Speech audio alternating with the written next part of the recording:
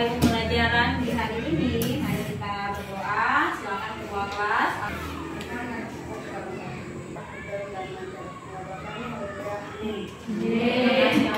Silakan duduk. Ya, Miss mau cek kehadiran. Semua hadir? Hadir. Dan kaidah kebahasaan. Ya, apa Iren? Struktur dan kaidah kebahasaan. Ya, struktur dan kaidah kebahasaan. Selain struktur dan kaidah kebahasaan, pasti sudah tahu apa itu teks eksposisi. Hari ini kita sudah masuk di tahap akhir, yaitu bagian keterampilan. Jadi kalian akan menghasilkan, menyajikan sebuah teks eksposisi. Tujuan pembelajaran. Jadi dalam pembelajaran hari ini memiliki tujuan pembelajaran yang akan kita capai. Ada 4 tujuan pembelajaran, ya. Nah, 4 ini harus kita capai, harus diselesaikan dalam pertemuan hari ini. Yang pertama adalah merancang kerangka teks eksposisi berdasarkan gagasan dan pendapat dengan memperhatikan struktur dan unsur kebahasaan yang tepat. Yang kedua, menentukan gagasan teks eksposisi dengan memperhatikan struktur dan unsur kebahasaan dengan tepat. Yang ketiga, menuliskan pendapat dalam teks eksposisi dengan memperhatikan struktur dan unsur kebahasaan dengan tepat. Dan yang terakhir, mengembangkan kerangka teks ke dalam teks eksposisi dengan memperhatikan struktur dan unsur kebahasaan dengan tepat serta penuh tanggung jawab. Nah, itu adalah tujuan pembelajaran yang akan kalian capai dalam pembelajaran hari ini.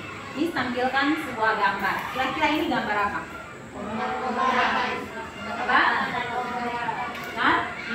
Narkoba atau obat-obat terlarang, ya. Oke, berkaitan dengan menulis teks eksposisi. Dari gambar ini bisa tidak kita menghasilkan sebuah teks eksposisi? Bisa. Tujuan dari menulis teks eksposisi itu apa? Menyampaikan, ya, dari gambar tersebut dapat dibuat sebuah teks eksposisi. Nah, bisa dilihat di situ. Jadi masih ingat pembelajaran minggu lalu kan tentang struktur apa? Ya, pernyataan umum atau di situ dibilang tesis. Lalu yang kedua, Argumentasi. ya, argumentasi. Yang ketiga apa? Penegasan ulang. Ya. Nanti kan ini bagian tesis, kan sudah dipelajari tesis. Nah, itu contoh tesisnya kalau kita mau menghasilkan sebuah teks eksposisi berdasarkan gambar tadi. Ini tesis ini dikatakan sebagai Pernyataan umum. ya, pernyataan umum. Jadi tentang narkoba secara umum, narkoba itu apa? Ya, bisa paham bagian tesis. Jadi ada secara umum. Nah, nanti dijelaskan secara spesifik itu di bagian argumentasi, ya. Nah, inilah dijelaskan pendapat tadi yang ditesis. Kalian cari, telusuri fakta yang berkaitan dengan narkoba, dampaknya apa, akibatnya apa, ya. Nah, maka jadilah seperti ini. Nah, di struktur yang terakhir yaitu penegasan ulang. Dia sampaikan lagi, oleh sebab itu kita harus, jadi dia seperti menghimbau untuk menulis sebuah teks eksposisi seperti ini, ya. Ada beberapa hal yang harus dipersiapkan. Yang pertama, kita harus tahu dulu tujuannya apa atau manfaat kita menulis teks eksposisi itu untuk apa. Nah, perhatikan, manfaatnya adalah untuk apa? Menjelaskan atau memberikan informasi atau pengetahuan berdasarkan fakta sebenarnya akan menambah wawasan ataupun pemahaman. Iya, kita harus tahu manfaatnya dulu. Berarti seseorang yang menulis teks sudah pasti yang dia tulis itu bermanfaat untuk langkah-langkah menjadikan teks eksposisi. Yang pertama apa, Aurelia? Menentukan topik. Menentukan topik. Yang kedua apa, Matthew? menentukan tujuan. Yang ketiga, apa Rizky? Mengumpulkan data yang berhubungan dengan topik. Ya, yang keempat coba Aurelia. Yang terakhir Grace. Mengembangkan kerangka menjadi teks eksposisi. Oke, jadi pertama yang harus kita lakukan adalah menentukan topik. Topik berarti secara umum apa? Misalnya tadi, kita balik lagi ke yang tadi. Berarti topiknya tentang lidah buaya. Nah, itu topiknya. Itu bukan judul ya. Kalau judulnya manfaat lidah buaya. Kalau topiknya berarti kita menulis tentang lidah buaya, ya.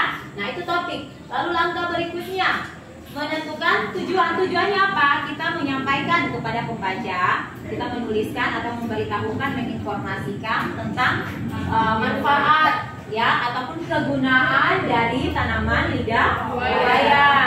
Lalu yang berikut mengumpulkan data. Nah, mengumpulkan data ini bisa lewat apa saja? Ayo, siapa yang bisa membantu menyampaikan? Kalau kita mau mencari data, apa?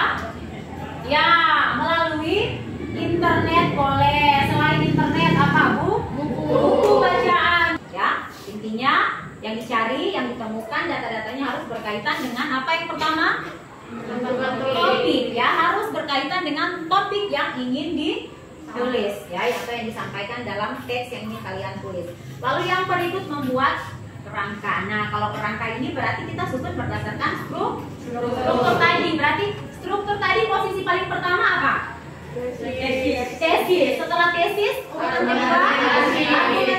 Paling ketiga terakhir ya. Nanti kalau strukturnya kita urutkan berdasarkan 3 struktur tersebut supaya lebih mudah kita mengisi atau menulis. Nah, kalau kita sudah mengurutkan, maka kita tinggal taruh poin-poinnya atau pokok-pokok atau topik di bagian tesis. Nanti saya tulis tentang apa? Pengertian lidah buaya secara umum, misalnya, atau apa itu lidah buaya, ya, ataupun bisa dilihat contoh yang ada di situ. Pada zaman dahulu, ya itu bagian tesis secara umum disampaikan.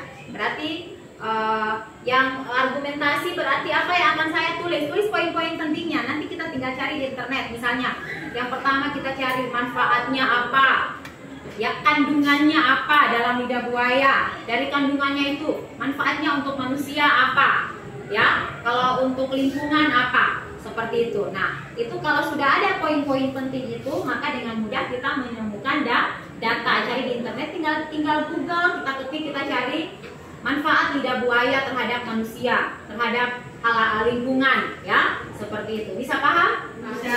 Kalian akan dibentuk kelompok.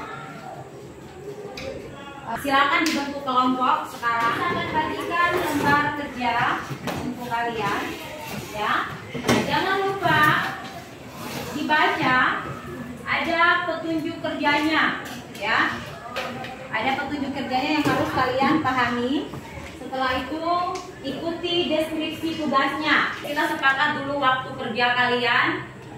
Kasih waktu 25 menit. Waktu cadangannya 5 menit. Jadi 25 menit itu waktu full. Kalau masih ada yang belum menyelesaikan, maka cadangan waktunya ditambah jadi 5 menit lagi. Silakan gunakan HP kalian, hanya fokus mencari data atau informasi, ya. Ya, secara umum dari judul. Kalau judul itu sudah lebih spesifik. Kalau topik berarti secara umum itu tentang apa gambar itu, ya.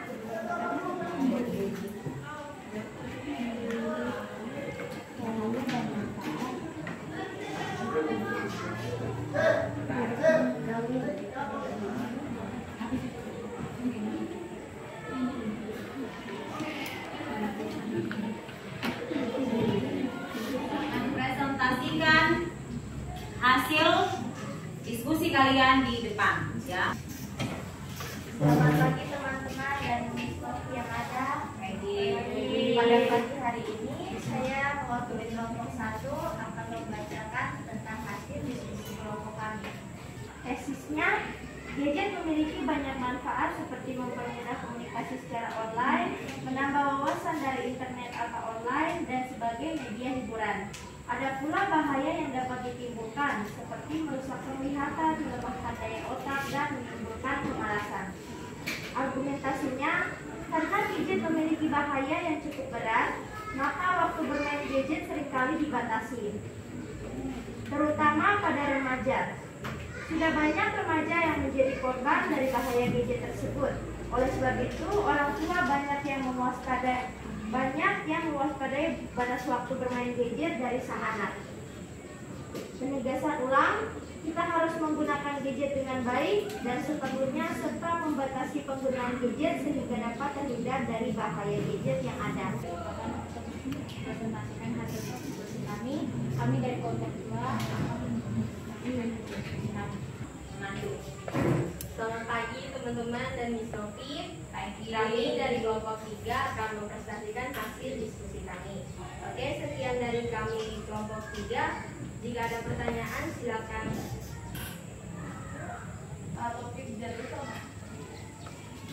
Topiknya adalah HP atau kawan. Judulnya adalah dampak negatif dan positif penggunaan yang Dampak positif dan negatif. Yang bisa akan memberikan masukan secara umum kepada 3 kelompok ya, sama semua.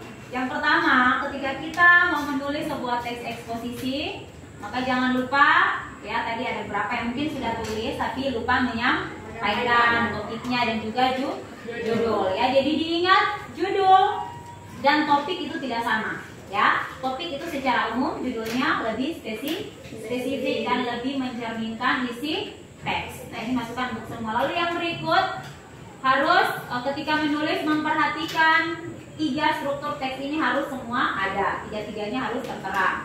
Ya, dan diingat bahwa bagian argumentasi itu memperjelas apa yang sudah kalian tulis di bagian tesis.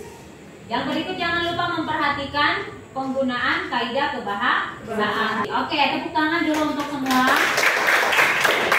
Sudah tahu kan bagaimana cara menulis teks eksposisi?